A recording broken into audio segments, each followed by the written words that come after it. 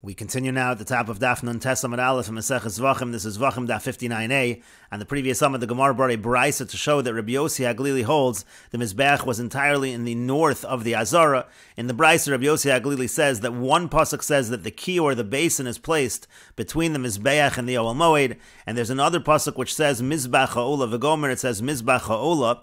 Rashi here continues Mizbach Ha'olah Sam Pesach Ohel Moed Ve'ein Ki or Mafsik Bein Time. The point is that this pasuk implies that the Mizbeach is in front of the Ohel Moed, and there is no kior that interrupts, that is between them, between the Mizbeach and the entrance of the Ohel Moed.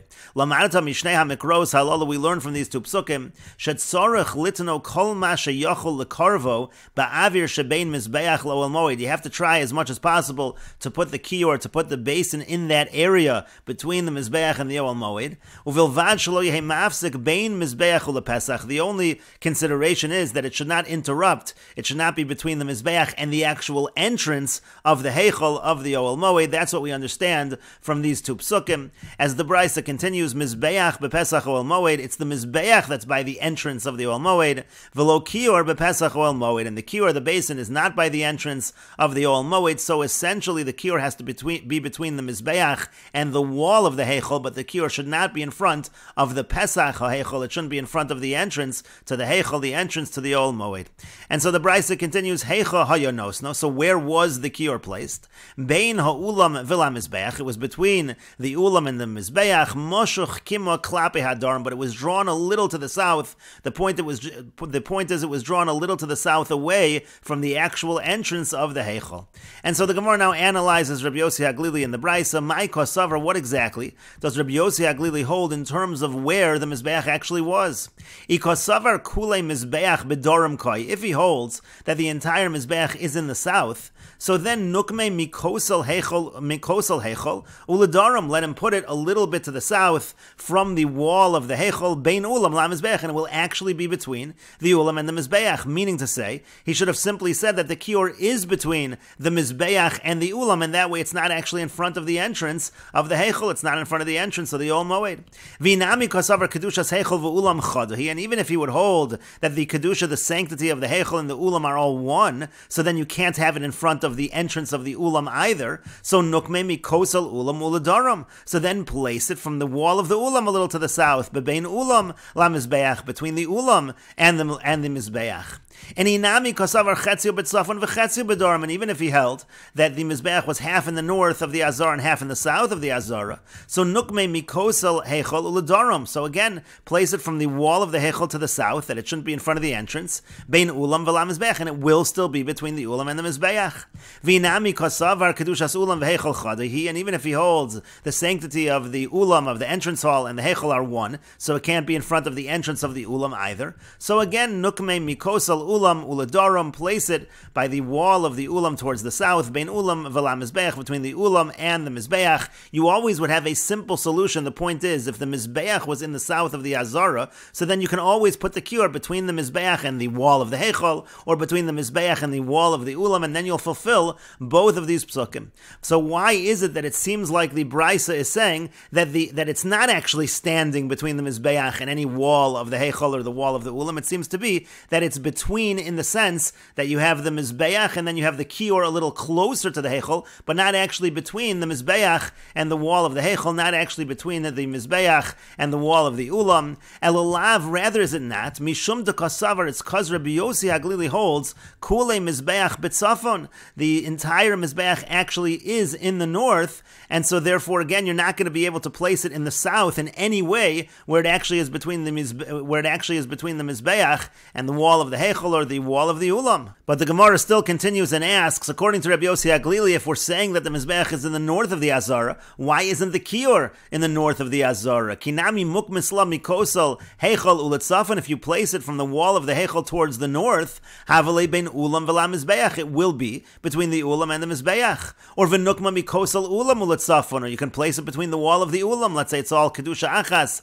If the ulam and the heichal is one sanctity, place it from the wall of the ulam to the north, bebein Bein Ulam V'la Mizbeach, between the Ulam and the Mizbeach. So why isn't the kior placed in the north? And that would be a way to fulfill both psukim, according to Rabbi Yossi Haglili. And to that the Gemara says, Amar Krutz, because the pasuk says Safon, it says the north, Sheyehit Safon Pani Mikalim. We learned from this pasuk that the north should be free from kalim, so that's why we don't place the kior, which is one of the kalim, we don't place that in the north of the Azara. The full pasuk that the Gemara is quoting over here is talking about shchita, slaughtering. It says, V'shachat osal yerech ha-mizbeach tzafona lifnei Hashem. You slaughter it on the side of the mizbeach north, lifnei Hashem, before Hashem. And so again, we learn out from the fact that it says safona that the north should be free from kalim, and that's why specifically the kior is placed in the south. And again, if the kior is placed in the south, and Rabbi Yossi Haglili holds the mizbeach is entirely in the north of the Azara, you're never going to really have the kior between the mizbeach and the wall of the Heichal or the wall of the Ulam. And the Gemara continues, Man Tana de Poligoled Rabbi Yossi Haglili. Who's the Tana who argues on Rabbi Yossi Haglili? The Gemara says Rabbi Eliezer ben Yaakov. It's Rabbi Eliezer ben Yaakov. The Tanya, as we learned in a brayso, Rabbi Eliezer ben Yaakov Omer. Rabbi Eliezer ben Yaakov says it's Safona. When it says the north, the same pasuk we just quoted above, what does that mean? Sheyet Safon Panoi Miklum. It means that there should be nothing in the north. V'afilu min ha-mizbeach. Even the mizbeach should not be in the north of the Azara. Therefore, you see that Rabbi Eliezer ben Yaakov holds the mizbeach actually was in the south of the Azara. And the Gemara continues, Amar Rav is mizbeach shenifkam. If the mizbeach is damaged, the outer mizbeach is damaged. Kol hakodshim shenishchetu sham. All kodshim, all karbonos that are slaughtered there in the Azara, when the mizbeach is damaged, psulin, they are disqualified. Mikrahu biyadena. We have a pasuk that serves as the source for this. However, ushchachanu, and we forgot this pasuk. And the Gemara says, Kisolik Rav Kahana, when Rav Kahana, who was a Talmud of Rav, when he went up to Eretz Yisrael, Ashkechel Rabbi Shimon Berebi, he found Rabbi Shimon Berebi, to Ka'amar Mishum Rabbi Shmuel Berebi Yossi, that he was saying in the name of Rabbi Shmuel Berebi Yossi, Minayin lemizbeach shenifkam shekol hakodshim shenishchetu sham psulin. From where do we know that the mizbeach, if it's damaged, all of the kodshim that are slaughtered there are disqualified? Shenemar, as it says in the pasuk, v'zavachta olav es olosecha v'es shlomecha. It says you'll slaughter on it your olos and your shlomim. V'chi olav atazoveach. Are you really slaughtering on there on the mizbeach? You slaughter in the Azara near the mizbeach. Ella, rather, it means to say as follows: Kishu shalim, the slaughtering should be when the mizbeach is whole, when it's complete. V'lo kishu chaser, not when it's lacking, not when it's damaged. And so Amar, he said, when he heard this source, this pasuk, he said, Hainu kra dishtamit le Rav. This is the pasuk which Rav forgot. This is the source of this halacha. And the Gemara continues, Rabbi Yochanan Amar, Rabbi Yochanan says, Echad zeh v'echad zeh psulin. Both this and that are disqualified. What Rabbi Yochanan means to say is, not only animals that are slaughtered at the time that the mizbeach is damaged, not only are those disqualified, but let's say you have an animal that's alive, and the mizbeach is damaged, and it's a consecrated animal, it's an animal that has kedusha, that also is going to be disqualified. And the Gemara says, B'mai pligi, what are they arguing about? Rav Sava, Rav holds, Balei Chayim einon nidachim. Rav holds that living animals do not get pushed off. Rabbi Yochanan Savar Balei Chayim nidachin, and Rabbi Yochanan holds the Balei Chayim do get pushed off. And Rashi explains, according to Rabbi Yochanan, Echad zeh v'echad zeh, both of these kind of animals and those kind of animals, meaning Bein shenishchetu b'shas pigimasan, whether they're slaughtered at the time that the mizbeach is damaged. Bein shenishchetu achar tikuno, but even if they were slaughtered after the mizbeach is fixed, psulin, they are going to be disqualified. Kol hakodshim shayu kedoshin biosa shah, all of the karbonos that were holy at that time that the mizbeach is damaged are going to be pushed off. Lefi sheniru v'nidchu, because they were ready to be accepted, but then they were pushed off. Because savar balei chayim nidachin kishchutin, and Rabbi Yochanan holds that balei chayim, living animals, are pushed off just like slaughtered animals. And the Gemara continues, Meisvei, we have a question on Rav from the following brayso. The brayso says, Kol hakodshim shahayu ad shelo nivna hamizbeach, all of the kodshim that existed before the mizbeach was built, the animals were consecrated before the mizbeach was built. V'yachar kach nivna hamizbeach, and then the mizbeach was built. Psulin, they are disqualified. That's what the brayso says. And the Gemara says, what does this brayso mean? Nivna, does it mean that it was actually built, the mizbeach was built after, but then dechuyin meikar ninu, then they were pushed off initially, they're pushed off from the outset. Rashi explains, Ad shelo nivne, mashma kodem shelo banuhu b'nei hagola. The understanding of the brayso initially is that we're talking before the mizbeach of the second Beis HaMikdash was built. You had animals that were consecrated, but the Gemara says, if that's the case, dechuyin meikarein, those are dechuyin meikara, from the outset they're pushed off, meaning shekeshahukdashu lo niru. In such a situation, at the time that the animal was consecrated, it wasn't even ready to be accepted. There was no mizbeach even built. Shmami no dichoy meikaro havadichoy. We would see from this that if it's pushed off from the outset, that is considered to be pushed off. But that's not so simple. V'tiksha lamando amar lo havadichoy. That would be difficult according to the one who says that it's not considered to be pushed off. There's a mandamar that says that if at the time that the person is makdish the animal, there is no mizbeach whatsoever. It's not even nira. It's not even ready to be accepted in any fashion. So it's actually not considered to be pushed off, and therefore that cannot be the understanding of this brisa. And so the Gemara continues, what must the brisa mean? Elo ad shelo neras hamizbeach. What it must mean is that the animals, they were sanctified before the mizbeach was destroyed, and then the mizbeach was destroyed. And Rashi explains that neheras, it was destroyed, mashma bimei Nebuchadnezzar hayu, meaning we're talking about the days of Nebuchadnezzar when the first Beis HaMikdash was destroyed. There were these animals that were kadosh at that time, and the mizbeach, the Beis HaMikdash, was destroyed, and then it would be rebuilt. And the point of the brisa is that in such a situation, those animals are going to be disqualified. But the Gemara says that also doesn't make sense. Neheras, if it was completely destroyed, ha'izkan lahu, then at that point already, by the time the second Beis HaMikdash is built, those animals are going to be too old. They're not going to be qualified to be karbanos for that reason. Rashi says, "Izkin lahu ad shelo nivne bayis sheni." By the time the second Beis HaMikdash is built, they'll be old. Upshita debsul, and they'll be too obvious that they're disqualified. Degabe mumen katani, because when we talk about the blemishes, it says katani lahu bebechoros hazakin va'achole v'hamazoham. If an animal is too old, so it's not fit for the mizbeach. So that also cannot be what the brisa means. And so the Gemara continues and says, what's the meaning of the brisa? Ela ad shelo nifkam hamizbeach. What the brisa means is, if the animals, if they were consecrated before the mizbeach was damaged, not that it was destroyed, but it was damaged, v'achar kach nifkam hamizbeach, and then the mizbeach was damaged, pesulin, so then they are disqualified. And that's exactly what Rabbi Yochanan said. Rabbi Yochanan said that if you're makdish an animal, and then the mizbeach becomes damaged, so that animal is like nira v'nidcha, it's considered to be pushed off, and therefore it's disqualified. That's a question against Rav.